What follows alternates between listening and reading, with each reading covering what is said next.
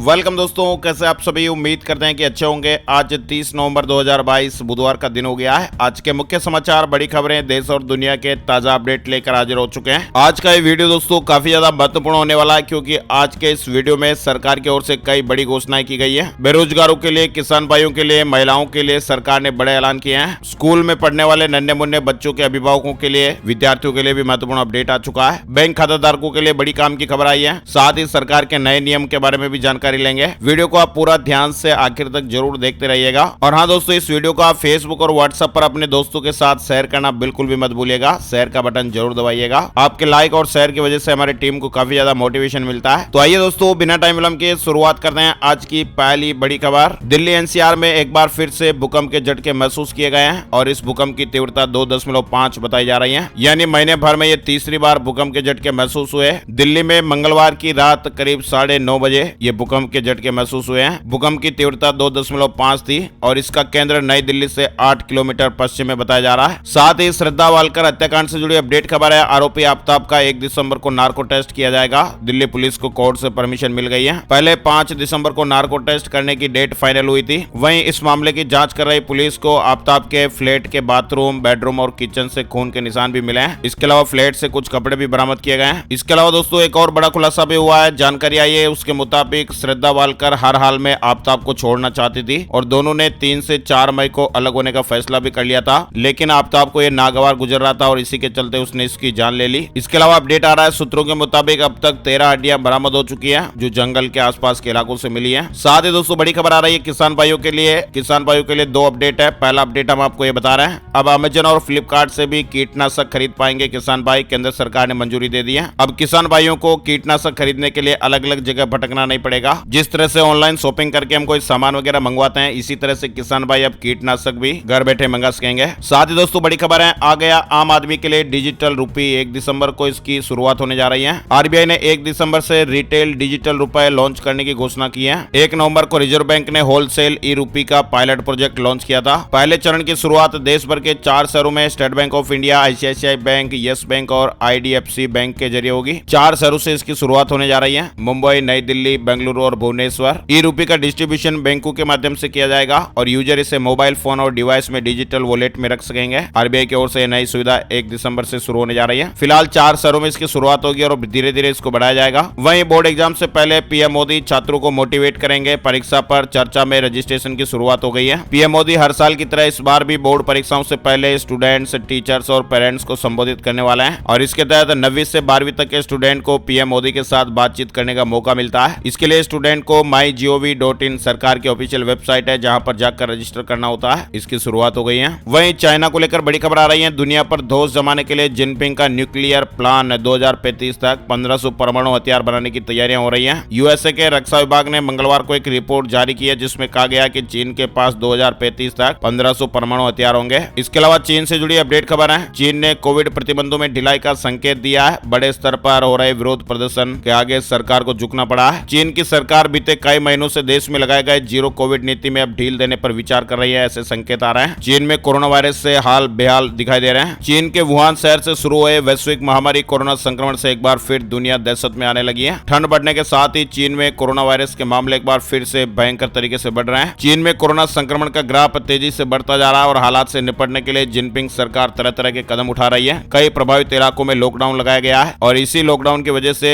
लोग सड़क पर उतर रहे हैं और विरोध प्रदर्शन हो रहा है। बड़ी खबर आ रही है, 360 डिग्री कैमरा, एडजस्टेबल सीट के साथ बहुत कुछ नया देखने को मिलेगा। दमदार इलेक्ट्रिक स्कूटर के साथ एलएमएल स्कूटर की वापसी होने जा रही है। वह दोस्तों बिहार को लेकर बड़ी खबर है। कैबिनेट में 31 एजेंडों पर मुहर लगी है। मुख्यमंत्री नीतीश कुमार जी की अध्यक्षता में मंगलवार को मंत्रिमंडल की बैठक हुई। 31 एजेंडों पर मुहर लगाई गई। कई बड़े महत्वपूर्ण फैसले लिए गए हैं। वहीं बिहार के गाँव में अब स्मार्ट मीटर लगने की शुरुआत भी आज से होने जा रही है। ग्रामीण क्षेत्रों में स्मार्ट प्रीपेड मीटर की शुरुआत हो जाएगी। स्मार्ट प्रीपेड मीटर लगाए जाएंगे। वहीं उत्तराखंड में अब जबरन मतांतरण पर अब 10 साल तक की सजा, जुर्माना भी बढ़ा दिया गया है। उत्तराखंड में मतांतरण विरोधी कानून अब उत्तर प्रदेश की तुलना में अधिक सख्त हो गया है। 10 साल तक सजा मिलेगी। इसके अलावा जुर्माना राशि 50,000 रुपए की गई है। वहीं उत्तर प्रदेश में 1 दिसंबर से स्वच्छता अभियान की शुरुआत होने जा रही है। कूड़े के ढेर खत्म होंगे, सेल्फी पॉइंट बनेंगे। यूपी को स्वच्छ प्रदेश बनाने की मुहिम में जुटे सीएम योगी आदित्यनाथ की मंशा के अनुरूप उनकी टीम लगातार अभियान चला रही है और इसी क्रम में अब स्वच्छ भारत मिशन नगरीय के अंतर्गत प्रतिबद्ध 75 जिले 75 घंटे 7 750 निकाय अभियान 1 दिसंबर से शुरू करने का निर्णय लिया गया है। साथ ही पराली के बिना भी दमघोंटू हुई दिल्ली की हवा, कई इलाकों में AQI 400 से ऊपर देखने को मिला, यानी पराली के धुएं की हिस्सेदारी लगभग खत्म हो चुकी है, लेकिन फिर भी दिल्ली की हवा दमघोंटू चल रही है। NCR के शहरों में भी ऐसी स्थिति बनी हुई है। दिल्ली के 8 इलाकों का AQI मंगलवार को 400 से ऊपर रहा। वहीं कर्ज माफी योजना से जुड़ी बड़ी खबर आ रही है। 80 लाख किसान भाइयों पर बोझ बना कर्ज अब माफ करने जा रही है सरकार। खबर आ रही है कि उत्तर प्रदेश सरकार किसान भाइयों के 1 लाख तक की रकम वाले पुराने कर्ज को माफ करने की प्लानिंग कर रही है और इस लिस्ट में 80 लाख से अधिक किसान भाइयों के नाम होंगे। फिलहाल खबर आ रही है कि 25 मार्च 2016 से पहले किसानों द्वारा लिए गए 1 लाख तक की रकम वाले पुराने कर्जों को माफ करने की प्लानिंग है। साथ ही भारत में पुरानी कारें भी बेचेंगी किया। देश में सेकंड हैंड कार का कारोबार शुरू कर दिया गया है। कंपनी ने 30 शहरों में अपने आउटलेट खोलने की घोषणा की है। वह दोस्तों बड़ी खबर आ रही है, ब्रिटेन में कंपनियां अब 4 दिन काम और 3 दिन छुट्टी इस तरह के फॉर्मूले को लागू करने में लगी हुई है और इसके लिए कर्मचारियों के वेतन में भी किसी तरह की कटौती नहीं की जा रही है। हफ्ते में 4 दिन काम के समर्थकों ने कहा कि इससे कंपनियों के उत्पादन में सुधार होगा। ब्रिटेन में 100 कंपनियों ने कर्मचारियों को सप्ताह में 3 दिन छुट्टी और 4 दिन काम की पॉलिसी को मंजूरी दे दी है। बड़ी खबर, गुजरात चुनाव के पहले चरण के लिए प्रचार थम गया। 1 दिसंबर को मतदान होगा। प्रचार मंगलवार शाम 5 बजे थम गया। साथ ही बड़ी खबर देख पा रहे हैं, MBBS छात्रों के समर्थन में आई CYSS हरियाणा के कॉलेज और यूनिवर्सिटी में प्रदर्शन, बॉन्ड पॉलिसी का विरोध किया जा रहा है। साथ ही आज बुधवार को खेला जाएगा तीसरा वनडे।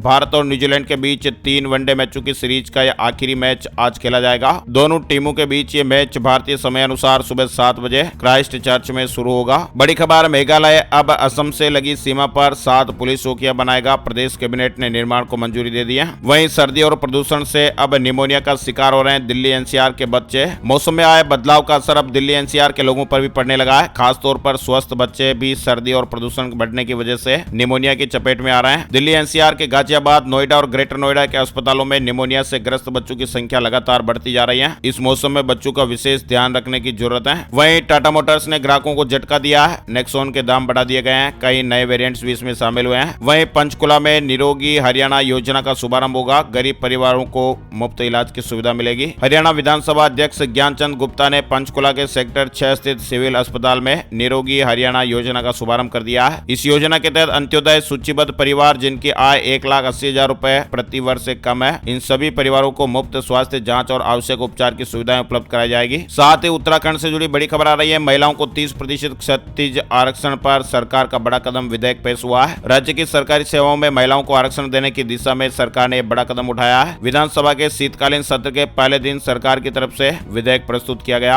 वहीं राजस्थान से जुड़ी खबर आ रही है। राजस्थान में 8वीं तक के बच्चों को हफ्ते में 2 दिन दूध मिलेगा। CM अशोक गहलोत ने योजना की शुरुआत कर दी है। पहली से 8वीं कक्षा के छात्रों को सप्ताह में मंगलवार और शुक्रवार को दूध मिलेगा। सरकारी स्कूलों में पढ़ने वाले बच्चों के लिए खबर है। साथ ही सरकारी विद्यालयों में कक्षा 1 से 8वीं तक के विद्यार्थियों को ड्रेस के 2 सेट के लिए कपड़ा मिलेगा और सिलाई के लिए प्रति विद्यार्थी 200 रुपए सीधे बैंक खाते में स्थानांतरित किए जाएंगे। दूध का वितरण प्रार्थना के बाद होगा। साथ ही बड़ी खबर आ रही है, वाराणसी में रोडवेज बस में आर्टिफिशियल इंटेलिजेंस आधारित कैमरे लगाए जा रहे हैं और ऐसे में अब यात्रियों का सफर और भी सुरक्षित होगा। अब बस चालक को जब्ती आने पर एंटी कोलिजन डिवाइस सतर्क भी करेगा। साथ ही सिंगापुर एयरलाइंस की ओर से कहा गया कि विस्तार का एयर इंडिया में विलय करने का लक्ष्य मार्च 2024 तक रखा गया है। टाटा सन्स और सिंगापुर एयरलाइंस ने बड़ा फैसला लिया है। वही दोस्तों लेटेस्ट गवर्नमेंट जॉब से जुड़ा अपडेट है। SSC GD कांस्टेबल के 45,000 से अधिक पदों पर भर्ती के लिए आवेदन की आज लास्ट तारीख है। SSC GD कांस्टेबल के पदों पर यह भर्ती हो रही है। कर्मचारी चयन आयोग आज 30 नवंबर 2022 को आवेदन प्रक्रिया बंद कर देगा, तो अगर अभी तक अप्लाई नहीं किया तो जल्द से जल्द कर लीजिएगा। इसके अलावा स्टील अथॉरिटी ऑफ इंडिया में भी कई पदों पर भर्ती निकली हुई है। 17 दिसंबर तक आवेदन करने का मौका है। इसके अलावा दोस्तों एक बड़ी दुखदायी खबर आ रही है। फिरोजाबाद में जिंदा जले 4 बच्चे समेत परिवार के 6 लोग। शॉर्ट सर्किट से भयंकर आग लग गई। फिरोजाबाद के जसराना में यह भीषण हत्याकांड हुआ है। मंगलवार देर रात की यह बड़ी घटना है। बड़ा हादसा हो गया। एक दुकान के ऊपर बने मकान में भीषण आग लग गई। 4 बच्चों समेत 6 लोगों की परिवार में मौत हो गई है। मुख्यमंत्री योगी आदित्यनाथ ने भी घटना में हुई जनहानि पर गहरा दुख प्रकट किया है। दिवंगतों की आत्मा की शांति की कामना करते हुए शोक संतप्त परिजनों के प्रति संवेदना व्यक्त की गई है। इसके अलावा 2-2 लाख रुपए की आर्थिक सहायता भी तत्काल दिए जाने के निर्देश दिए हैं। वही दोस्तों अपडेट खबर, अजय देवगन की दृश्यम 2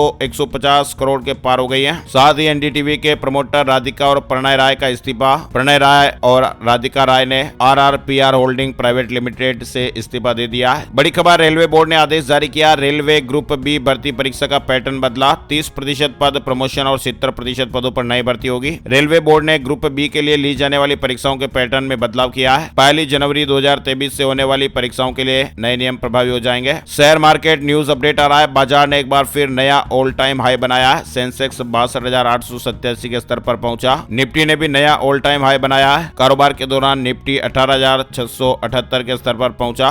वह दोस्तों मुंबई में खसरा का खतरा लगातार देखने को मिल रहा है। मुंबई में खसरे के प्रकोप को देखते हुए बीएमसी ने सभी नागरिकों से अपील की है कि वे अपने 9 महीने से 5 साल तक के बच्चों को टीका जरूर लगवाएं। बड़ी खबर है, गैंगस्टरों पर शिकंजा कसने के लिए राष्ट्रीय जांच एजेंसी ने अपनी कार्रवाई को और तेज कर दिया है। जांच एजेंसी ने मंगलवार सुबह उत्तर प्रदेश, पंजाब, राजस्थान, हरियाणा और दिल्ली के 6 जिलों में बड़े स्तर पर छापेमारी की है। कोरोना टीके लगवाने से मौत के लिए सरकार जिम्मेदार नहीं, सुप्रीम कोर्ट में सरकार ने जवाब दायर किया है। कोरोना टीकाकरण की वजह से कथित मौतों को लेकर केंद्र सरकार ने कोई जिम्मेदारी लेने से इंकार कर दिया है। सुप्रीम कोर्ट में दायर हलफनामे में केंद्र ने कहा कि मृतकों और उनके परिजनों के प्रति उसकी पूरी हमदर्दी है, लेकिन टीके के किसी भी प्रतिकूल प्रभाव के लिए उसे जिम्मेदार नहीं ठहराया जा सकता है। वह दोस्तों भारतीय सेना ने ब्रह्मोस सुपरसोनिक क्रूज मिसाइल का सफल परीक्षण किया है। महाराष्ट्र में सीएम शिंदे ने बड़ी घोषणा की है। हर तहसील में हेलीपैड बनाएगी महाराष्ट्र सरकार, मरीजों को फायदा मिलेगा। वहीं G20 की अध्यक्षता के मौके को यादगार बनाना चाहती है मोदी सरकार। कई खास तैयारियां हो रही हैं। नई दिल्ली रेलवे स्टेशन पर गेमिंग जोन बनेगा, मॉल जैसी सुविधा का लुत्फ उठा पाएंगे। आरबीआई ने नियमों को न मानने के आरोप में जोरास्ट्रियन कोऑपरेटिव बैंक बॉम्बे पर 1,25,00,000 रुपए का जुर्माना लगाया है। व्हाट्सएप पर अब आप खुद ही चैट कर पाएंगे। कंपनी ने एक नया फीचर जारी किया है और इस फीचर का नाम कंपनी ने मैसेज योरसेल्फ रखा है और इस फीचर की मदद से यूजर्स अपने आप जरूरी नोट्स भेज सकते हैं या रिमाइंडर क्रिएट कर सकते हैं। हिमाचल प्रदेश से जुड़ी खबर आ रही है। मतदान से पहले 2000 शिक्षकों के स्कूल बदलेंगे, शिक्षा विभाग के प्रस्ताव को मंजूरी दी गई है। वहीं झारखंड नगर निकाय चुनाव में ओबीसी को आरक्षण नहीं देने के मामले में हेमंत सरकार को नोटिस जारी किया गया है। साथ ही आपको बता दें, हमारे देश में बीते 24 घंटे में कोरोना वायरस के 215 नए मामले सामने आया है।